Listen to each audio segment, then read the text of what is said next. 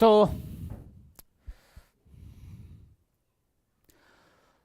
Once again welcome back to you. मैं संतोष कुमार और आप देख रहे हैं आप अपना पसंदीदा YouTube channel right to study. तो बहुत शुक्रिया नीतीश जी, आपने मुझे आगाह किया। तो आज हम लोग उन बच्चों का आंसर की कराने वाले हैं जिन बच्चों ने 17 फरवरी के फर्स्ट सेटिंग का एग्जाम दे दिए हैं अपने हिंदी पेपर का। तो चलिए मेरे प्यारे बच्चों, अब हम सारे लोग जो है एक साथ वीडियो में आगे बढ़ेंगे और आप सारे बच्चों से दरख्वास्त भी करेंगे कि वीडियो के अंत तक बने रहेंगे और अंत में आप खुद को जो है ये देखेंगे कि हमने कितना स्कोर कर पाया है। तो आइए आप वीडियो में बिना किसी देरी के आगे बढ़ते हैं। और जैसा कि पहला ऑप्शन यहाँ पे लगाया गया है, पूछता है प्रश्न की निम्नलिखित में पुल्लिंग शब्द कौन है। तो ये स्त्रीलिंग है। स्त्रीलिंग है, यदि ये खेत होता तो पुल्लिंग हो सकता था, ठीक है ना, लेकिन ये खेती है तो खेती किसकी है ना, खेती कौन भैया ये खेती शब्द जो स्त्रीलिंग अपना होता है। चुगली शब्द भी स्त्रीलिंग है, तो इस तरह से पुलिंग शब्द यानी कि पुलिंग यानी कि option C will be the right answer of this question, ठीक है। तो ये पहला का ऑप्शन अपना ये हो जाएगा। आगे बढ़ते हैं अगले प्रश्न की ओर। अगला प्रश्न अपना कहता है, देखिए कह रहा है कि निम्न में से कौन स्त्रीलिंग शब्द है। इस बार आपको स्त्रीलिंग खोजना है। तो इसमें से अपना ये जो है कानन, ये भी पुल्लिंग है, खिलौना भी पुल्लिंग है, तो चेष्टा है ना। आपने सारे प्रश्नों को टच करने की चेष्टा करी है, कोशिश करी है, सारे प्रश्नों को है ना बनाने की चेष्टा की थी आपने। तो इस तरह से option B will be the right answer of this question. अगला प्रश्न है तीसरा, कहता है कि अंकित मेला घूमने गया था, यह वाक्य किस काल का उदाहरण है। गया था, तो इतना आसान प्रश्न अपना है, बोल रहा है गया था, तो गया था तो ये भूतकाल हो जाएगा। Option B will be the right answer, ठीक है ना, option B will be the right answer. अगला प्रश्न है कि घोड़ा बहुत तेज दौड़ता है। तेज दौड़ना विशेषण हो सकता है, लेकिन बहुत तेज दौड़ता है तो ये विशेषण का भी विशेषण है मेरे प्यारे बच्चे।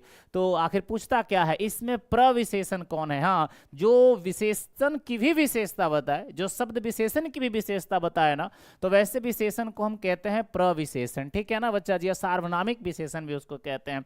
तो इस तरह से आइए, अब प्रविशेषण इसमें कौन है, तो बहुत शब्द प्रविशेषण होगा। तेज तो दौड़ता है, अच्छी बात है, लेकिन बहुत तेज दौड़ता है, तो इस तरह से यहां पर प्रविशेषण अपना बहुत हो जाएगा। Option B will be right. आइए आगे बढ़ते हैं। अगला प्रश्न है कि सोहन तैयार होकर, कह रहे सोहन तैयार होकर विद्यालय गया, यह वाक्य किस क्रिया का उदाहरण है। तैयार होकर करके सोहन विद्यालय गया है मेरे प्यारे बच्चे, तो ये पूर्वकालिक क्रिया का उदाहरण है। पूर्व में वो पहले तैयार हुआ है, ठीक है, पहले वो तैयार हुआ है और तैयार हो करके वो विद्यालय गया है, तो इस तरह से पूर्वकालिक क्रिया हो गया। चलिए बहुत शुक्रिया सारे बच्चे, आप मिलान कर रहे होंगे सही तरीके से। आगे बढ़ते हैं। अगला प्रश्न अपना क्या है, देखिए अगला प्रश्न आपके सामने है, कह रहा है कि कक्षा में सब छात्र उपस्थित है, सब टोटल है ना, और छात्र सारे छात्र ऐसे, तो ये आप देखिए क्या दिया है। अब ये निश्चित है कि सब छात्र उपस्थित है, और चूंकि छात्र बहुत सारे तो संख्यावाचक, तो ये निश्चित संख्यावाचक हो जाएगा, ठीक है ना। तो निश्चित संख्यावाचक अपना हो जाएगा। Option A is right answer of this question, clear है ना। तो option A will be the right. आगे बढ़ते हैं। अगला प्रश्न अपना है, अमरजीत शहरी लड़का है। अब ये अमरजीत की विशेषता बताई जा रही है, उसका गुण बताया जा रहा है, ठीक है ना। अमरजीत की विशेषता का बखान किया जा रहा है, उसका गुण बताया जा रहा है, तो ये गुणवाचक हो जाएगा, ठीक है। कैसा लड़का है ये, तो शहरी लड़का है, शहरी, ठीक है ना, ये शहरी लड़का है, उसका गुण बताया जा रहा है। आगे, अंकिता अपने आप जा रही है। अब देखिए, अब ये सर्वनाम है, इसमें पूछ रहा है कि किस सर्वनाम का उदाहरण है। तो अपने आप, स्वतः, निज, है ना मेरे प्यारे बच्चे, है ना, कर भला तो हो भला, अपने आप जा रही है, तो ऐसे सर्वनाम को हम कहते हैं निजवाचक सर्वनाम। कैसा सर्वनाम कहते हैं उसको, तो निजवाचक सर्वनाम कहते हैं, ठीक है ना। ऐसे सर्वनाम को हम लोग निजवाचक सर्वनाम कहते हैं, ठीक है। अगला प्रश्न आपके सामने है, देखिए कह रहा है मेरे लिए यह घर अनजान नहीं है। आइए बताइए फट से, ऑप्शन भी दीजिए बच्चा लोग, भाई ये कौन सा सर्वनाम अपना होगा, बताइए सारे बच्चे। आइए, तो इस तरह से कह रहे हैं कि मेरे लिए यह घर, यह है ना, तो ये निश्चयवाचक है ना, किस सर्वनाम का उदाहरण है, यह, वह, ये सब निश्चयवाचक सर्वनाम होता है, ठीक है ना मेरे प्यारे बच्चे। आइए आगे बढ़ते हैं। तो निश्चयवाचक सर्वनाम अपना ये होगा, सारे बच्चे अच्छे तरीके से मिलान करिए और स्कोर करिए कि आप कहाँ तक जो है स्कोर कर पा रहे हैं। तो निश्चयवाचक सर्वनाम हो जाएगा, यह अनजान नहीं है। चलिए ठीक है, बहुत बढ़िया। आइए आगे बढ़ते हैं। कह रहा है कि निम्न में से कौन तत्सम शब्द है। तत्सम शब्द कौन है मेरे प्यारे बच्चे, मोर भी तद्भव है क्योंकि उसका मयूर होता है। यहाँ पे सूर्य है क्योंकि सूर्य का तद्भव जो होता है, क्योंकि ये तत्सम शब्द है और इसका तद्भव आप सारे बच्चों को पता भी है कि इसका तद्भव जो है सूरज होता है ना, सूरज होता है। ठीक है, तो इस तरह से ये इसका तद्भव होता है और तत्सम अपना सूर्य। तो option C will be right. ठीक है ना। आगे, दही वाली मगम्मा शीर्षक पाठ के अनुवादक हैं। तो दही वाली मगम्मा शीर्षक पाठ के अनुवादक रहे हैं हमारे बी आर नारायण। ठीक है, तो B R Narayan is right answer. ठीक है, तो बी आर नारायण जी जो है इस पाठ के क्या रहे हैं, अनुवादक रहे हैं। बहुत शुक्रिया।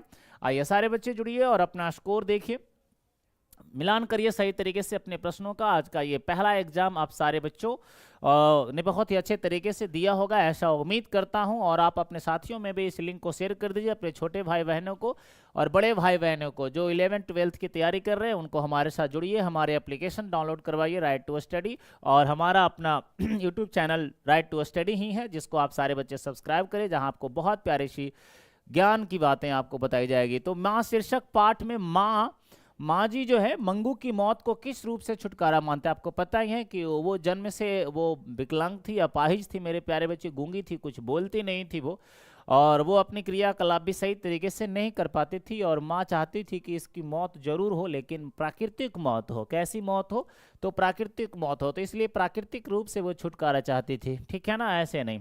आगे बढ़ते हैं, अगला है नगर शीर्षक।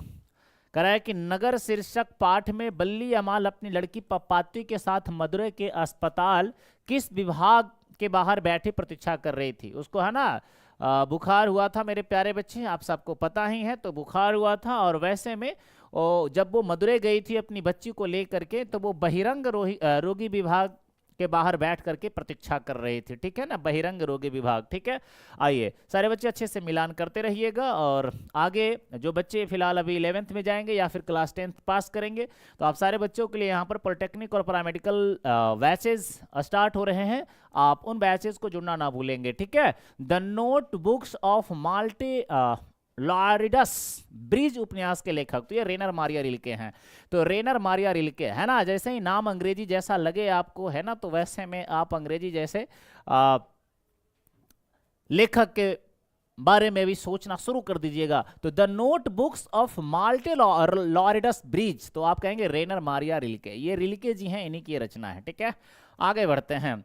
अगला प्रश्न है प्रश्न कह रहा है, वनलता सेन नामक कृति 1952 में सर्वश्रेष्ठ काव्य, कह रहे हैं कि 52 में सर्वश्रेष्ठ काव्य ग्रंथ का पुरस्कार किसके द्वारा दिया गया था। तो ये दिया गया था हमारे निखिल बंग रविंद्र साहित्य सम्मेलन के द्वारा।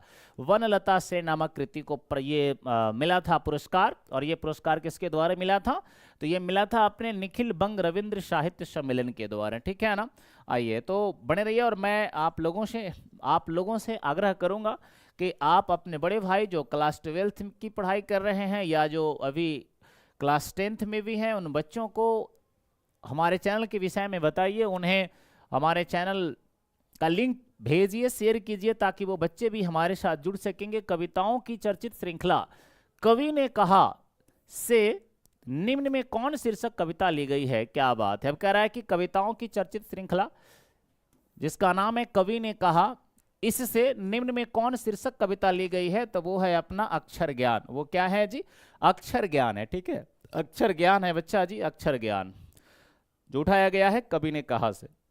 अगला प्रश्न है, आइए प्रश्न देखते चलते हैं और सबका मिलान बेहतर तरीके से करते रहेंगे हम लोग। निम्न में कौन शीर्षक कविता हमारी बेपरवाहियों के बाहर विपरीत परिस्थितियों से लगातार लड़ते हुए बढ़ते जाने वाले जीवन का चित्रण प्रस्तुत करती है। तो वो है बीरेन डंगवाल का हमारी नींद। वो है बीरेन डंगवाल का हमारी नींद। ठीक है मेरे प्यारे बच्चे, वो है बीरेन डंगवाल का हमारी नींद, है ना। आगे बढ़ते हैं।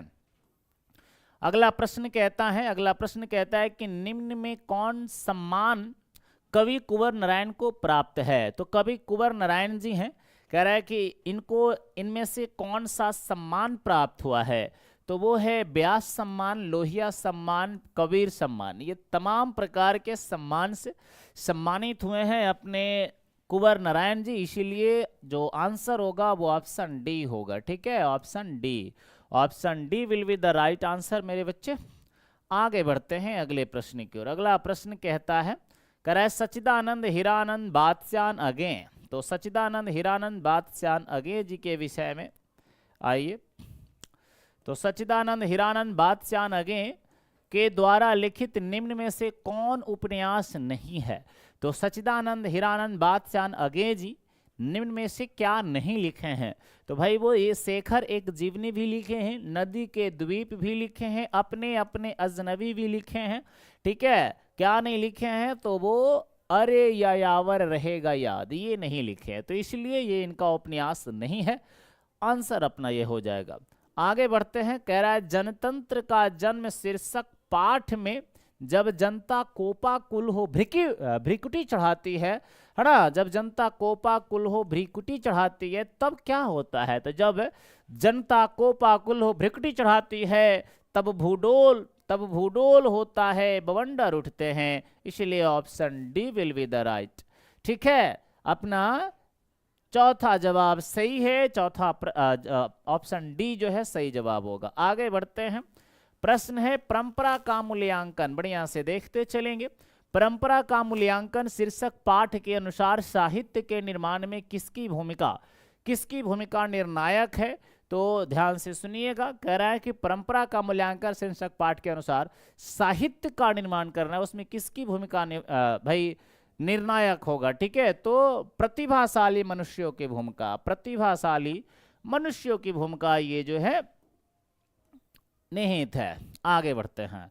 अगले प्रश्न को देखिए। प्रश्न बड़ा अच्छा रहा है, मैं उम्मीद करता हूं सारे बच्चे बेहतर बना करके आए होंगे। लगातार आप सारे बच्चों के लिए हम काम कर रहे हैं। अगले बार सेकंड सिटिंग में भी जो भी एग्जाम होगा उसका भी हम लोग उत्तर लेकर के आएंगे, इसलिए उन बच्चों को भी जरूर बता दीजिएगा। लेखक अमरकांत का जन्म कहाँ हुआ था? तब बलिया उत्तर प्रदेश में हुआ था। बलिया उत्तर प्रदेश, ये बलिया जो है बिहार से सटा हुआ अपना जिला है मेरे प्यारे बच्चे। जो हमारे जयप्रकाश नारायण जी सिताब दियारा के रहने वाले हैं, और उसके बाद जो है उधर बलिया जिला अपना पड़ता है, तो बलिया उत्तर प्रदेश में। आइए आगे बढ़ते हैं। नागरी लिपि शीर्षक पाठ कहाँ से लिया गया है? तो नागरी लिपि शीर्षक पाठ कहाँ से लिया गया है मेरे प्यारे बच्चे? तो ये कह रहा है नागरी लिपि शीर्षक पाठ कहाँ से लिया गया है? तो ये है हमारा भाई भारतीय लिपियों की कहानी से। ठीक है, भारतीय लिपियों की कहानी से हम लोगों ने इसे उठाया है, नागरी लिपि शीर्षक पाठ। ठीक है, आगे नाखून क्यों बढ़ते हैं? बढ़िया से सुनिए और देखिएगा। प्रश्न है कि नाखून क्यों बढ़ते हैं? शीर्षक पाठ के अनुसार मनुष्य के द्वारा नाखून काटने की जो प्रवृत्ति है वह किसकी निशानी है? मनुष्य की जो नाखून है वो न काटने की प्रवृत्ति पशुता है, लेकिन यहाँ कह रहा है नाखून काटने की जो प्रवृत्ति है ना वो मनुष्यता है। इसलिए option C will be the right. ठीक है ना, इसलिए option C will be the right. ठीक है ना, option C will be the right. आइए, ठीक है, तो ऑप्शन सी सही जवाब है। आगे बढ़ते हैं। कह रहा है यहाँ पर ये अपना 25 है। संस्कृत, ग्रीक और लैटिन भाषाओं में सम्मान, जो कि आपको पता है बचपन में ही मैक्स मुलर जो है अलग अलग भाषा में, लैटिन भाषा में, ग्रीक भाषा में और संस्कृत भाषा में जो है वो कविताएं लिखना, कहानियां लिखना शुरू कर दिए थे मेरे प्यारे बच्चे। और ये कह रहा है कि मैक्स मुलर को किसने अवगत कराया था इन सारी चीज़ों से? तो मेरे अनुसार कनिंघम होगा। आइए आगे बढ़ते हैं, इसको जरा सा एक बार देख लेंगे आप लोग। अगला प्रश्न है कि नलिन बिलोचन शर्मा की माता का नाम क्या था? तो नलिन बिलोचन शर्मा की माता का नाम है रत्नावती। ठीक है बच्चा जी। आगे है डॉक्टर भीमराव अंबेडकर किसको भारत में बेरोजगारी का एक प्रमुख और प्रत्यक्ष कारण मानते थे? तो जाति प्रथा को जो है वो बेरोजगारी का एक प्रमुख और प्रत्यक्ष कारण मानते थे। अगला प्रश्न क्या है? अगला प्रश्न है, जल्दी जल्दी मिलाइए आप सारे बच्चे। कह रहा है सोफर किसको कहा जाता है? ड्राइवर को। चलिए, डॉक्टर भीमराव अंबेडकर का निधन कब हुआ? तो 1956 में डॉक्टर भीमराव अंबेडकर की मृत्यु हुई थी। आगे, बांग्ला भाषा में खोखा किसको कहा जाता है? तो आपने देखा ये 20 के दांत से लिए गए हैं, इसमें बच्चा को खोखा कहा जाता है। ठीक है ना, आगे बढ़ते हैं। अगला प्रश्न है कि निम्न में से कौन देशज शब्द है? अब देशज शब्द ढूंढ के बताइए। तो देशज कौन है? कीमत नहीं, सुमन नहीं, मान नहीं, खिचड़ी है ना, ये आपके आम बोलचाल की भाषा है, आपके देश में ये उपजी हुई भाषा है मेरे प्यारे बच्चे। तो ये खिचड़ी जो है देशज शब्द होगा, आपने इसे उपजाया है ना। आइए आगे बढ़ते हैं। आगे बढ़ते हैं। मेरे अध्यापक बहुत भले हैं, आपके अध्यापक बहुत भले हैं, इस वाक्य में बहुत भले किस पदबंध का उदाहरण है भैया? पदबंध का उदाहरण है ना। बहुत भले, तो बहुत भले यानी ये विशेषता बताई जा रही है, तो ये जाहिर सी बात है कि विशेषण पदबंध हो जाएगा। ठीक है, ये क्या होगा अपना जी? विशेषण पदबंध होगा। ठीक है ना। आगे बढ़ते हैं, अगला प्रश्न है, दिवाली किस संज्ञा का उदाहरण है? तो दिवाली एक व्यक्तिगत त्योहार का नाम है, इसीलिए ये जो होगा अपना व्यक्तिवाचक होगा। ठीक है, व्यक्तिवाचक होगा। निम्न में कौन जातिवाचक संज्ञा का उदाहरण है? तो जातिवाचक संज्ञा, प्रोफेसर शब्द से पूरे प्रोफेसर जाति का बोध हो रहा है, तो ये जातिवाचक संज्ञा है। बाकी लड़कपन जो है वो भाववाचक है, रूसी ये भी जो है भाववाचक ही मान के चलेंगे, चांदनी चौक व्यक्तिवाचक, तो ये यहाँ पर कर्मवाचक हो जाएगा। ठीक है, यहाँ पर जो है ये कर्मवाचक हो जाएगा जी। आइए, तो थोड़ा बफरिंग हो रहा है, घबराना नहीं है, कहीं जाना नहीं है। ठीक है, ना घबराना है ना कहीं जाना है। सारे बच्चे एकदम से बने रहिए यहाँ पे। और आइए वापस फिर से हम लोग आगे बढ़ते हैं। सही हो गया अपना।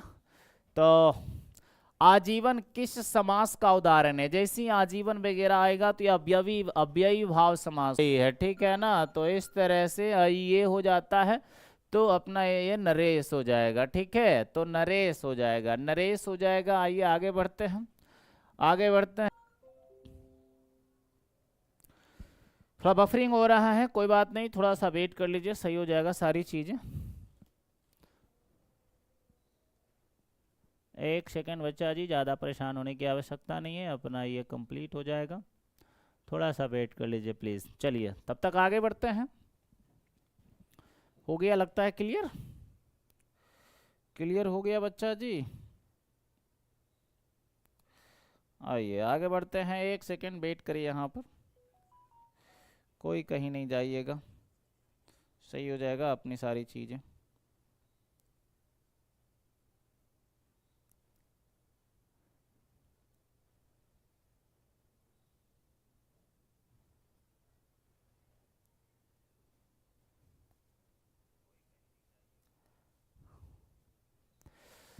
तो धरती कब तक घूमेगी शीर्षक पाठ मूल रूप से किस भाषा में लिखित है? तो ये धरती कब तक घूमेगी राजस्थानी भाषा में लिखित है बच्चा। ये राजस्थानी भाषा में लिखी गई है, अपना राजस्थानी भाषा में लिखी गई है बच्चा। आगे का प्रश्न है, देखेंगे। अगला प्रश्न कहता है कि माँ शीर्षक पाठ के लेखक कौन हैं? तो माँ शीर्षक पाठ के लेखक हैं ईश्वर पेटलिकर, है ना। माँ शीर्षक पाठ के लेखक हैं ईश्वर पेटलिकर। तो माँ शीर्षक पाठ के लेखक हैं ईश्वर पेटलिकर। हेलो हेलो, सब कुछ ठीक है ना बच्चा जी?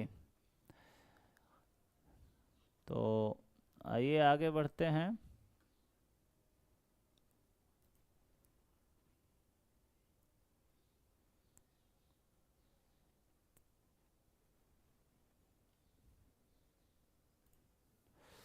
एक सेकंड, ये स्टैंड बाय हो गया है, देखते हैं कहीं सही हो जाए तो।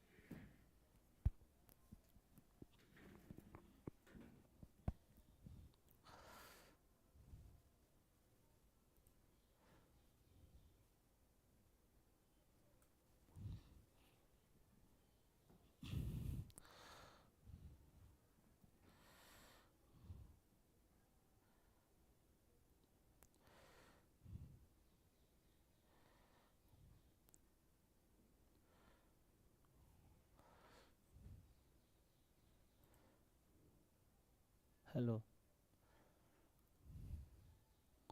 थोड़ा परेशानी हो रही है, थोड़ा वेट करेंगे आप लोग।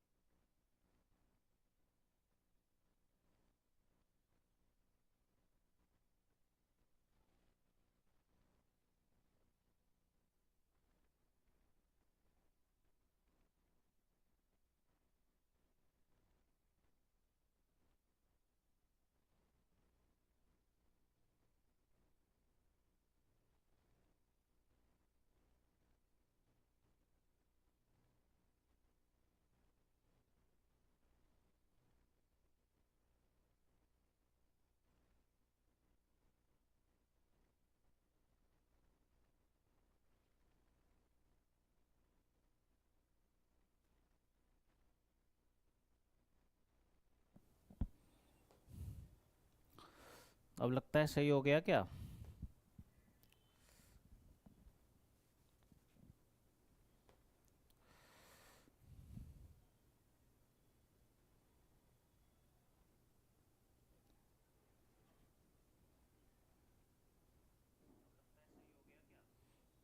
बिल्कुल सही हो गया।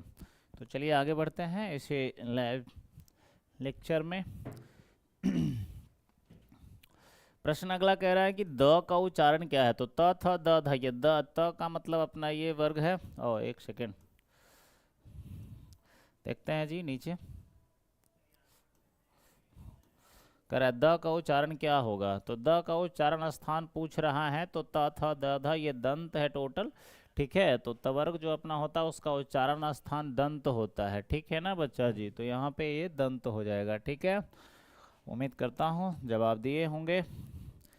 तो इस तरह से अपना ये दंत हो जाएगा। अगला प्रश्न आपके सामने है, देखिए अगला प्रश्न कह रहा है कि निम्न में कौन दंतोष्ठ ध्वनि है। दंत और ओष्ठ दोनों से उच्चारण होने वाला।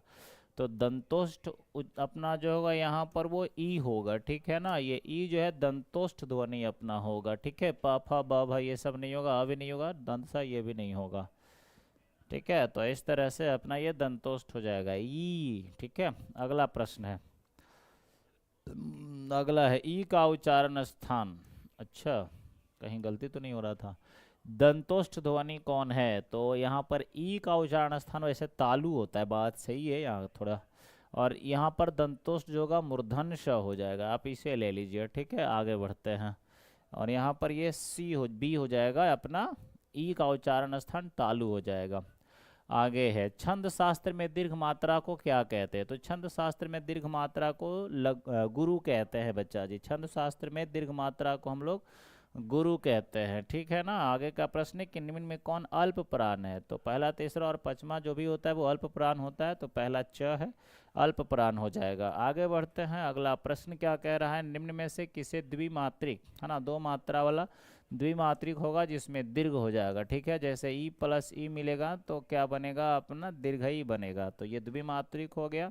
नाद की दृष्टि से जिन व्यंजनों के उच्चारण में स्वर तंत्रियां झंकृत होती है उन्हें क्या कहते हैं। तो भैया जो स्वर तंत्रियां या स्वर यंत्र जो हमारा होता है वो झंकृत होता है तो उसे हम लोग कहते हैं घोष। उसे क्या कहते हैं, घोष कहते हैं। आगे बढ़ते हैं, आगे बढ़ते हैं। अगला प्रश्न है केवल मुंह से बोले जाने वाला स्वर व्यंजनों को क्या कहते हैं। तो निर्नुनासिक कहते हैं, निर्नुनासिक कहलाता है अपना ये।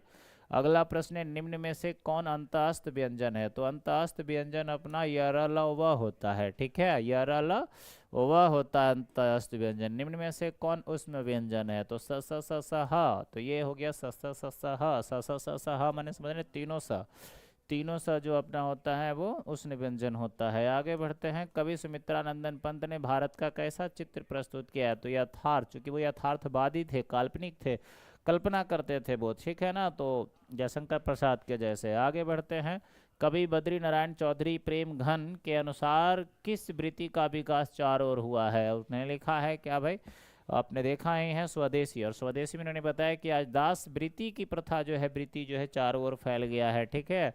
और जो है हम विनाश के कगार पर है। कवि घनानंद के अनुसार प्रेम का सिद्धांत क्या है। तो एक निष्ठा और पूर्ण समर्पण, एक निष्ठा और पूर्ण समर्पण, ठीक है ना। एक निष्ठा और क्या, पूर्ण समर्पण। आगे बढ़ते हैं, अगला प्रश्न कह रहा है अपना, कवि रसखान ने पठित पाठ में राधा कृष्ण के प्रेममय युगल रूप का वर्णन किस रूप में किया है। तो भाई किया है वो दोहा और सोरठा में, दोहा और सोरठा में किया है, ठीक है। अब सारे बच्चे जवाब देते जाइए। और मैं आप सबों से आग्रह करूंगा अपने छोटे भाई बहनों को, बड़े भाई बहनों को हमारे चैनल के साथ जोड़िए, हमारे एप्लीकेशन राइट टू स्टडी के साथ जोड़िए। हरस शोकते रहन यारो नहीं मान अपमाना किस कविता से उद्धत है। तो ये राम नाम बिनु बिरथे जग जन्मा से ये लिया गया है, हरस शोक तय रहन यारो नहीं मान अपमाना, ठीक है। आगे बढ़ते हैं, अगला है महात्मा गांधी का सबसे बड़ा हथियार क्या था। जब कभी भी महात्मा गांधी को कोई बात मनमानी होती थी, कोई आंदोलन करना होता था तो वो सत्याग्रह करते थे और बिना किसी लड़ाई झगड़ा के। तो उनका हथियार था अहिंसा और सत्याग्रह। नौबत खाने में इबादत शीर्षक पाठ के अनुसार काशी किसके स्वर पर जागती है। तो संगीत के स्वर पर काशी जागती है हमारे देश में। ये अपना यूपी का क्षेत्र, बनारस काशी का वो इलाका संगीत के लिए काफ़ी बेहतर जाना जाता है। संगीत का बड़ा बड़ा घराना वहाँ राज दरबार में संगीत सुनाए जाते थे। वह आदमी नया गरम कोट पहनकर चला गया विचार की तरह, कविता संग्रह के कवि कौन हैं? तो ये हमारे हैं विनोद कुमार शुक्ल के, जो क्लास 10th में मछली लिखे हैं और वही क्लास 12th में लिखे हैं प्यारे नन्हे बेटे को, या नन्हे मुन्ने जो भी है। आगे बढ़ते हैं, अगला प्रश्न अपना है।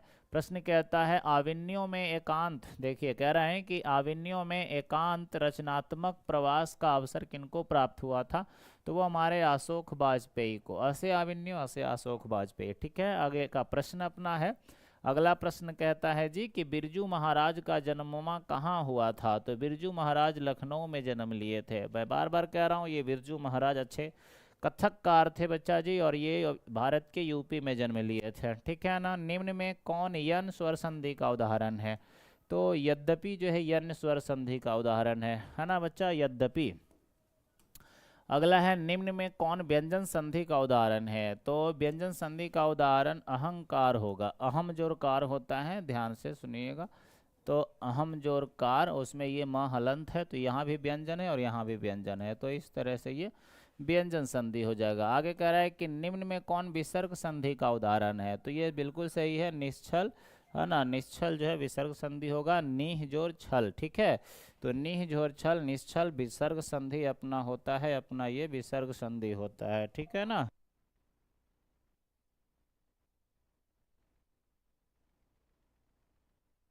आगे बढ़ते हैं, आगे बढ़ते हैं। अगला प्रश्न अपना है, जब एक व्यंजन अपने समान अन्य व्यंजन से मिलता है तब उसे संपृक्त कहते हैं, तब उसे संपृक्त कहते हैं। अगला प्रश्न है, लेने के देने पड़ना मुहावरे का अर्थ हो गया लाभ के बदले हानि हो जाना, ठीक है ना, बढ़िया।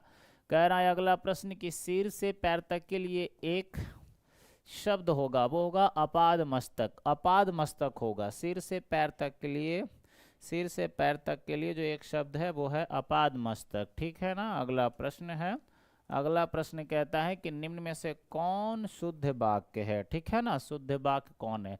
मुझे प्यास लगा है, गलत है। प्यास लगती है, पाकिस्तान की हार हो गई होता है, लाश जल गई, सही है। सुबह हो गया, ये भी गलत है, सुबह हो गई होता है, तो ऑप्शन सी सही शब्द है, वाक्य है। आरंभ का विलोम शब्द क्या होगा? तो आरंभ का अंत होता है, ठीक है ना, आरंभ का अंत होता है, आरंभ का अंत होता है बच्चा जी, आरंभ का अंत होता है। उत्तम का विलोम शब्द क्या होगा? तो उत्तम का अधम होगा, उत्तम का अधम होगा, ठीक है। ऐसे उन्नति का अवनति होता है, उत्कर्ष का अपकर्ष होता है, समुचित का आइए, तो ये सारी हो गई बातें।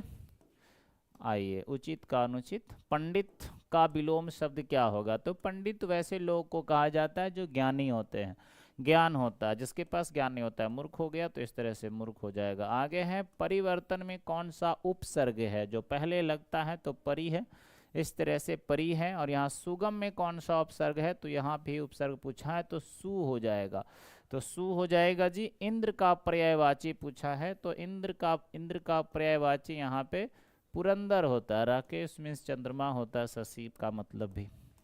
आगे बढ़ते हैं, अगला प्रश्न है, घर का पर्यायवाची शब्द, है ना।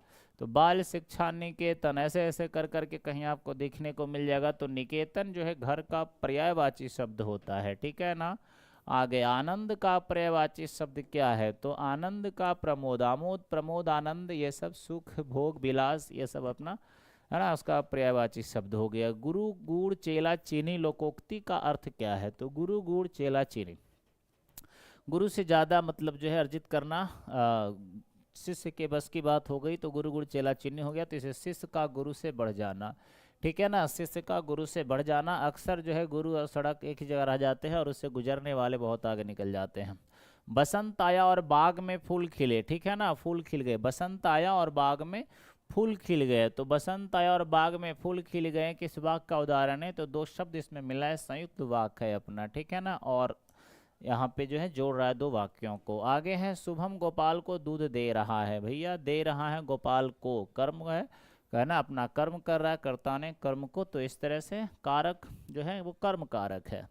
आगे है माँ ने बच्चों को सुलाया, यहाँ भी कर्म हो रहा है, बच्चों को वो सुलाने का काम कर रही है, तो यहाँ भी कर्म कारक ही होगा, यहाँ भी जो होगा वो कर्म कारक ही होगा। आगे का प्रश्न अपना है, प्रश्न है बुढ़िया का बहुवचन बुढ़िया होगा। बुढ़िया का बहुवचन जो है बुढ़िया होगा, ठीक है ना, बुढ़िया का बहुवचन बुढ़िया होगा। आगे का प्रश्न है, देखते हैं प्रश्न अगला कह रहा है हिंदी साहित्य की भूमिका किसकी रचना है, तो आचार्य हजारी प्रसाद द्विवेदी की रचना है, ठीक है, आचार्य हजारी प्रसाद द्विवेदी की। अपरिहार्य शब्द का अर्थ क्या है, अपरिहार्य का मतलब अनिवार्य है ना, आपका आना अपरिहार्य है यानी अनिवार्य है, जिसे छोड़ा ना जा सके, यानी जो अनिवार्य है। आप तमाम कहता है ना कि इसमें 10 में से 5 प्रश्नों का उत्तर अनिवार्य है, अपरिहार्य है ना, तो इस तरह से ये हो गया। आगे का प्रश्न है अपना, कह रहा है कि सहज वृत्ति का अर्थ क्या है, तो सहज वृत्ति का अर्थ है जन्म के साथ, माफ कीजिएगा, सहजात।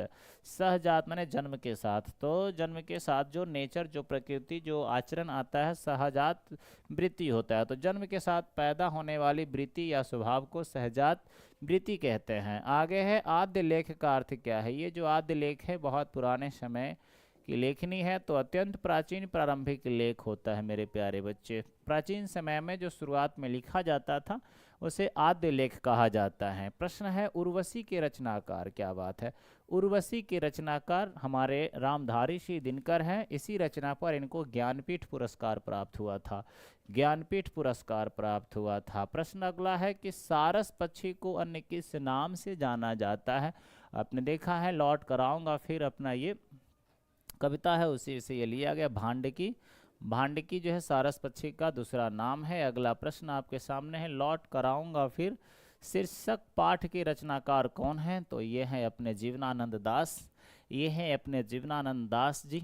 आगे बढ़ते हैं अगले प्रश्न की ओर। अगला प्रश्न कहता शिक्षा और संस्कृति, शिक्षा और संस्कृति शीर्षक पाठ के रचनाकार कौन है, तो वो है अपने महात्मा गांधी जी, वो अपने महात्मा गांधी जी हैं। कह रहा है बहादुर शीर्षक पाठ की विधा क्या है, बहादुर एक अच्छी कहानी है, आपने देखा है। अगला प्रश्न है भारत माता शीर्षक पाठ के रचनाकार कौन है, तो ये हैं हमारे सुमित्रानंदन पंत जी, जो यथार्थवादी कवि रहे हैं हमारे सुमित्रानंदन पंत जी। कह रहा है कुल श्रेष्ठ किस तत्पुरुष समास का उदाहरण है, तो अधिकरण का कुल में श्रेष्ठ है ना, कुल श्रेष्ठ कहा जाता है।